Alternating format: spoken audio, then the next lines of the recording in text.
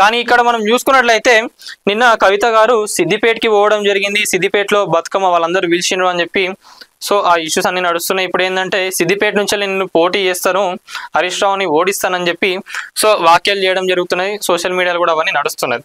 కానీ ఒకటి మాత్రం నేను చెప్పాలనుకుంటున్నా, ఏంటంటే తెలంగాణ రాష్ట్రంలో మళ్ళా బీఆర్ఎస్ అధికారంలోకి రావాలంటే మీరందరూ కలిసి మంచిగా ఉంటేనే అధికారంలోకి వస్తుంది. మీరు చేసే పాలిటిక్స్ ఏవైతే ఉన్నాయో ఇవన్నీ జనాలకు భారంగా ఉంటది, జనాలకు నష్టపోతారు తప్పించి మీకు మేలు జరుగుతుందేమో. ఎందుకంటే మీరు పొలిటికల్ గా ఉన్నా లేకున్నా కూడా మీరు అందరు మంచిగా వెల్ సెటిల్డ్ ఉన్నారు, మీరు అందరు బాగానే ఉంటారు. కానీ ఇక్కడ జనాలు ఆగమవుతారు, మీరు చేసే పాలిటిక్స్ వల్ల జనాలు ఆగమవుతున్నారు. కేసీఆర్ కూతురుగానే మిమ్మల్ని చూస్తారు కానివ్వండి. కవితక్క నిజంగా ఒక పొలిటికల్ లీడర్ గా అంటే మీరు గతంలో మీరు లించున్నప్పుడు మీరు ఓడిపోయినా గెలిచిండ్రా ఏందనేది కూడా ప్రతి ఒక్కరికి తెలుసు. సో అవన్నీ కూడా దృష్టిలో పెట్టుకొని మీరు ఎక్కడైతే పోడగొట్టుకున్నారో అక్కడి నుంచే లించుంటే బాగుంటుంది.